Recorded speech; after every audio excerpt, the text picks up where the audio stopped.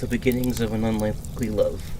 The night sky was clear, the moon was full and bright, and a nice gentle cold breeze passed through the camp. The campfire crackled and cast a yellow-orange light outwards for several feet. He cast his eye back down from the sky, down to his wrapped body. He was wrapped head to toe in bandages. He'd gotten used to looking like a mummy for all these years. No one needs to see how badly burnt and scarred his body is. He wore no shirt, only bandages covered his chest, dark pants, boots, and his sword, which lay at his feet. He moved his eyes back up to the faces that surrounded the campfire, their voices high, filled with laughter, and stunk of alcohol. He smiled to himself, thinking that this was the most rambunctious group of people that he has known and assembled in his entire life. His eyes fell upon each member of his group, a male human mage, a female elf archer, a male elf assassin, a human male mercenary monster hunter, a female vampire, a giant lizard man who was closer to a dinosaur than a lizard, and him, an exiled holy knight who lost faith in the god that he served. His eyes stopped on the lizard man and the vampire. They were the reason that they were so happy and laughing this night. They were just married by him. She sat in the lizard man's lap with her head leaning against his chest while they were talking, a smile on her face. One of her hands was upon her slightly swollen belly that has the miracle baby inside. Normally, humanoid species couldn't mate with non-humanoid species, but thanks to the mage that was with them, he combined a small bit of their life forces and put it inside her, and that is now growing as a baby. Those two had gone through so much together, nearly dying for each other several times, and at one point they didn't speak to each other for months, until the lizard man died for her, and the mage managed to bring him back to life before it was too late. They had their highs and lows. The lizard man tried to be romantic at times and failed every time, and always ended up with us laughing with him at his screw-up. His mind ended up drifting to when they met for the first time, in the beginning of this very unlikely love between two different species from two different worlds. It all started 7 years ago. The three of them sat around a campfire on this very chilly night. The archer, Alice, sat next to him with her arm looped through his arm. She looked up at him and smiled. Her sapphire blue eyes were tinted orange from the fire, and they had a sparkle in them. Her ink-black hair flowed down her back and was tucked behind her pointed ears. Crunch! Ramal looked over at the giant lizard man that sat across from him on the other side of the fire. He was a massive, hulking monster. His blood-red scales covered his body that graded into pale white towards his chest and underarms. The light from the fire reflected off of him and made him more imposing. Sitting down, he was taller than most humans. His icy blue, snake-like eyes pierced daggers around, scanning the surroundings constantly on standby, waiting for something to come. He looked closer to his dinosaur cousins than to his lizard brethren. A small white horn protruded out of the front of his snout. 4 very small horns protruded out above his eyes. Black horns protruded out of his back that ranged from small to medium size. His head extended back a bit, slightly curved upwards. It also had various spikes on it that looked like a crown. The crunching noise came from the animal leg that he had in his hand. Even though he had been part of the group for a while, it still terrified him that his teeth, that were the size of medium-sized knives or daggers, are able to slice through bone and anything else easily. "What's the plan for tomorrow, Crispy?" asked the lizard man. His voice was deep and had a hint of a deeper rumble in his throat. "You know I told you not to call me that anymore, but tomorrow we continue north. Hopefully by nightfall we reach the next town and gather more information on our next target." The lizard man laughed, baring his bloodied teeth. "Utzel Rex, don't you bare your bloodied teeth in the presence of a lady," said Alice jokingly. "You? A lady? Don't make me laugh. Pretty sure a lady doesn't endlessly mow down people with an onslaught of arrows and knives," said Rex as he was laughing. Alice chuckled a bit and Ramald only smiled. Rex took first watch, and Alis and he went to their own tents. The night dragged on, and he hadn't even closed his eyes yet. The tent flap opened, and Alis appeared in his vision. She walked over to him and sat down on his waist. She looked down at him, her eyes pleading. She reached down and tried to unwrap his bandages. He grabbed her hand. No, not yet. He shook his head, his voice soft. Nothing will change if I see how broken your body is. You know my love for you won't falter. I've known you and been by your side since before you were exiled. Her voice soft and quivering. I know, but not yet. We may have known each other for a long time now, but I know your feelings and you know mine. I do love you, Alis, but I'm not ready to take these bandages off. To show someone who I am under these. He sat up and kissed her. They pulled each other closer and stayed together in the tent, talking all night till they fell asleep. Morning sent light through the tent, forcing him to wake up. Alis was still asleep, next to him. He stared at her sleeping face and gave a small smile. He planted a kiss on her forehead and walked out of the tent. Sun shined through the trees of the forest that they were in. From what he could see, the sun was halfway to midday.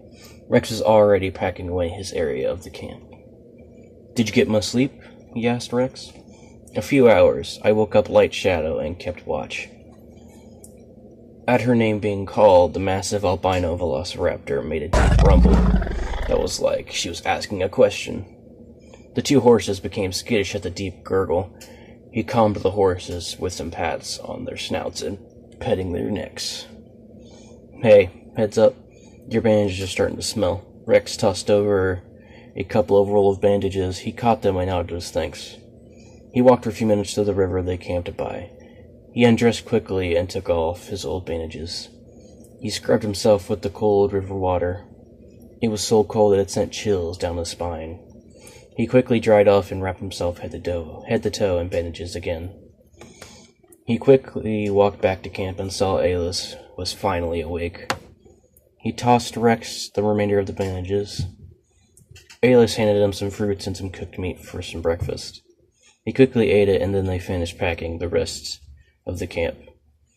A light fog rolled in as they finished. A strong breeze blew in and tore off a bit of his bandages. He quickly fixed it.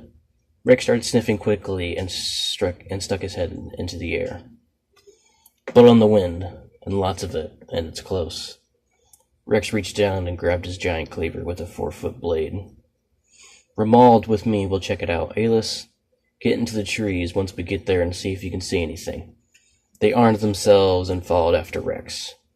For an 8.5-foot tall lizard holding a massive cleaver, he was managing to stay ahead of an elf. After a few minutes of running, Rex slowed down and crouched down. Alis climbed into the trees and jumped from branch to branch. He hurried over to beside Rex. The fog had also gotten thicker, so now it's much harder to see anything as in a few feet in front of him. Some light from a campfire appeared in front of them. Voices and the smell of blood is much stronger. You damn lizard in your better senses, he said jokingly.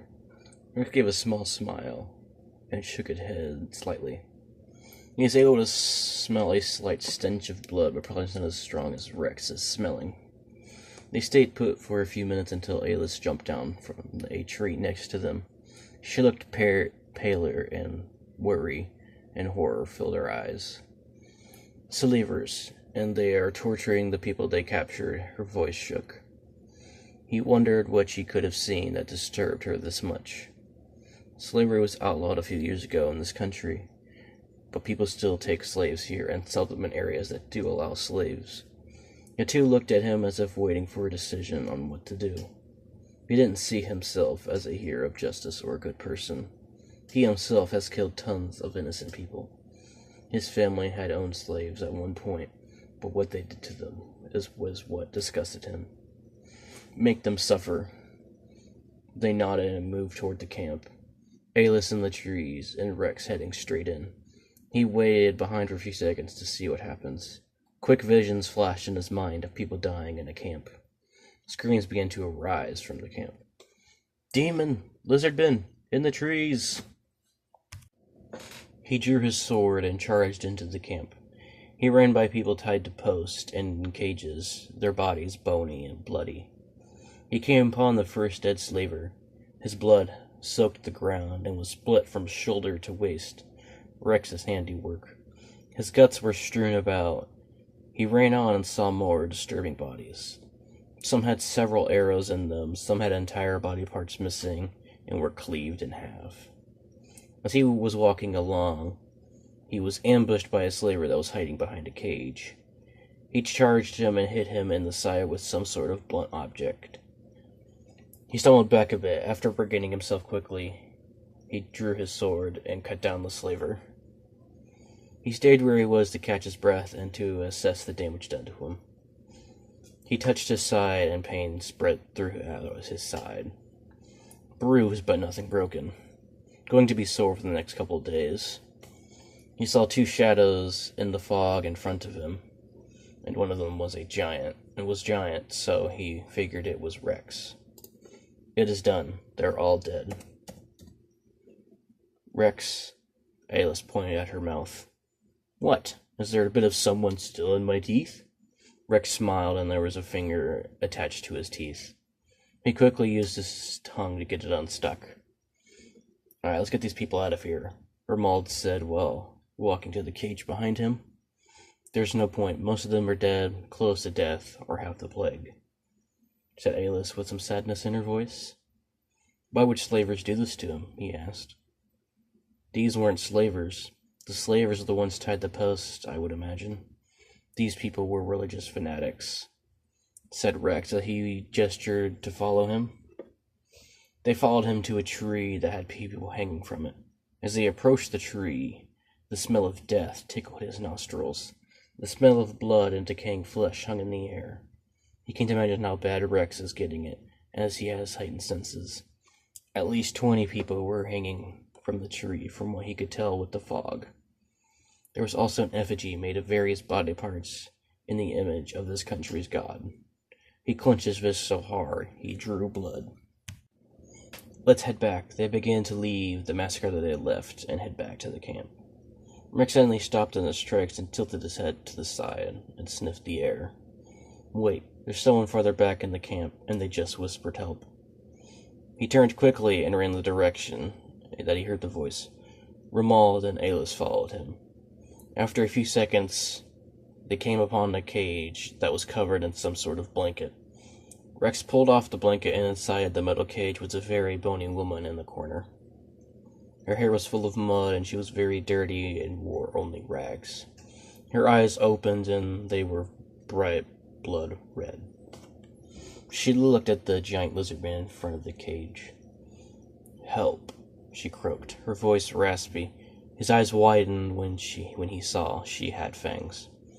She's a vampire. Alice nodded her head in agreement, as she also saw her fangs. Rex grabbed the door of the cage, and the door creaked and groaned and snapped as it was ripped off its hinges like it was nothing. He reached the vampire and destroyed the chain holding her. He picked her up, and she clung to Rex. They walked out of the cage. Let's go, said Rex in a stern voice. They left the slavers' camp and walked back to their camp.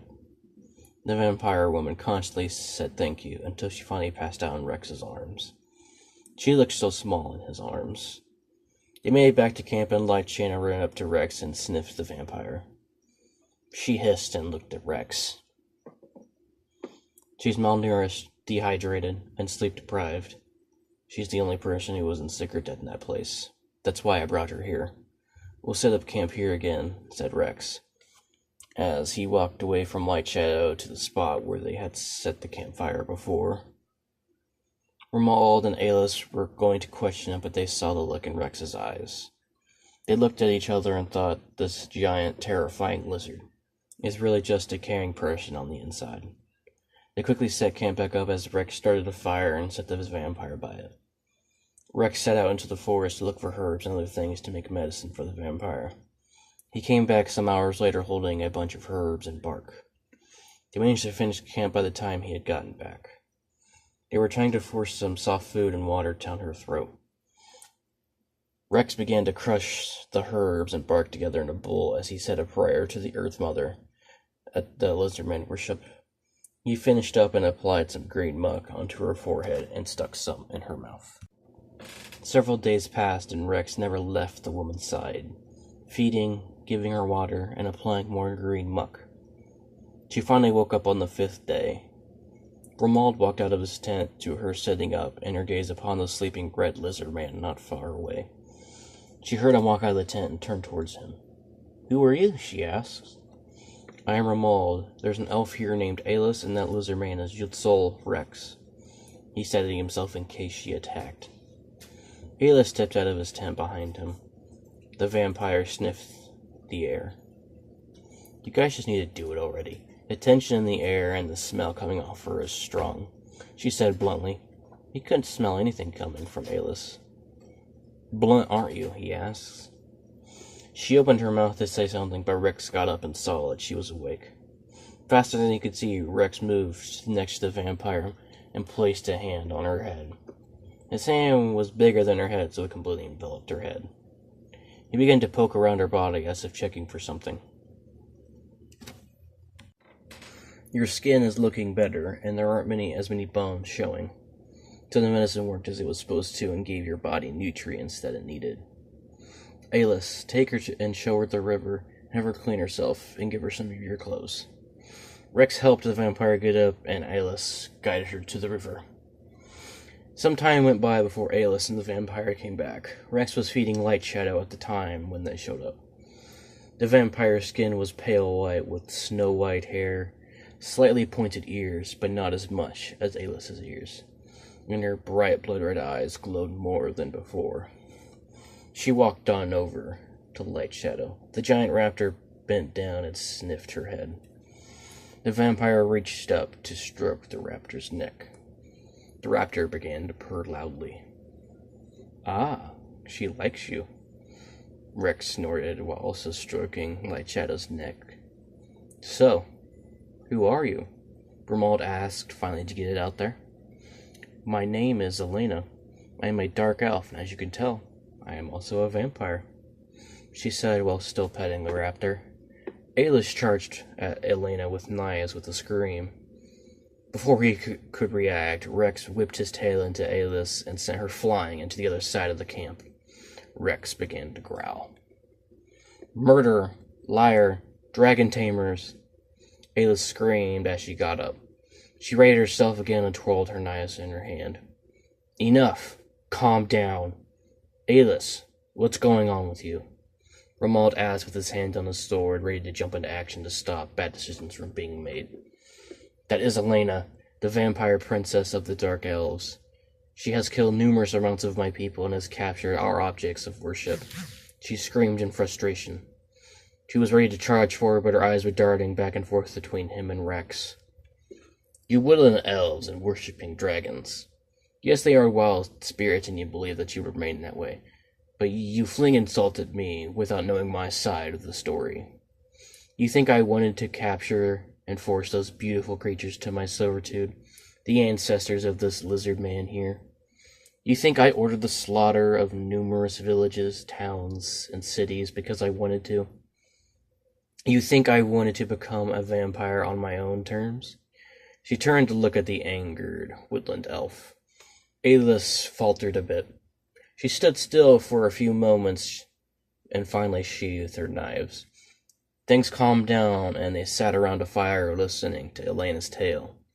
She was raised as a vessel for a dark god that her father, king of the Dark Elves, the Dark Lord, Onyx Umbra. He forced her to kill many people to destroy her mind and morals, so that he can use her. He had her become a vampire so it would be easier for the Dark God to possess her.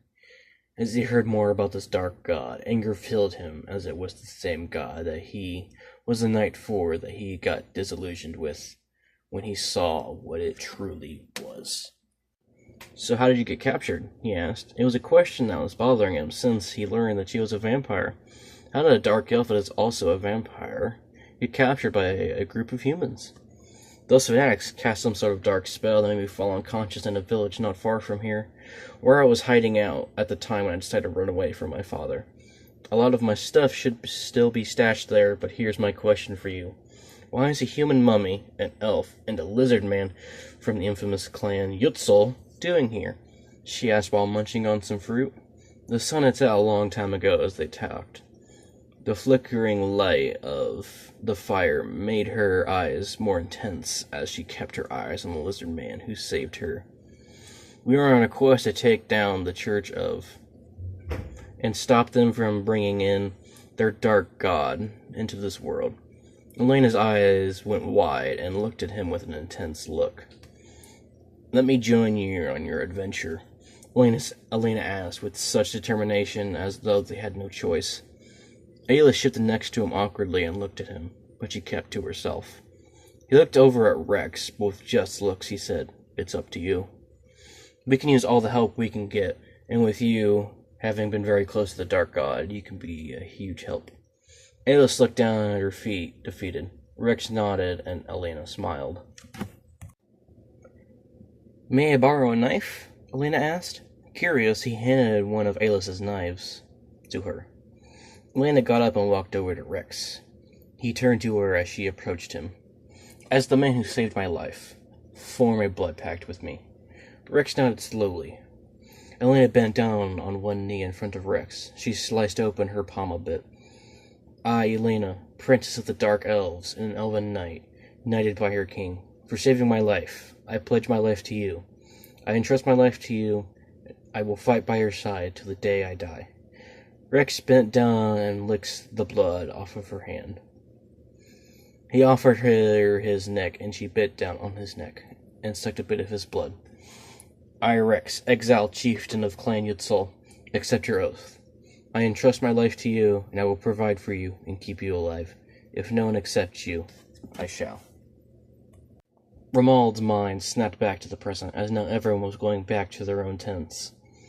He also went back to his own tent and laid down. The chilly night breeze swept through the tent while he stared at the top fold of the tent. The tent flap opened and Ayla laid down next to him. She unwrapped his face and kissed him. They held each other for a very long time. Thoughts flooded him through his head about tomorrow. Tomorrow was the end of everything. He was cursed to see everyone's death as it approaches. Tomorrow, most of us in the group will die. Tomorrow, we gather the army that we have gathered over the past few months. Sadness filled him because this is the last time he's going to see most of these faces that he has now come to know and trust over the years. He gripped Ayla harder as this feeling flooded him. She squeezed him in response. There was a silent agreement between all of them. If anyone was getting out of this mess, it was going to be Rex and Elena. They're going to try to get them out alive, but he had no idea the horrors that awaited him in that dark fortress.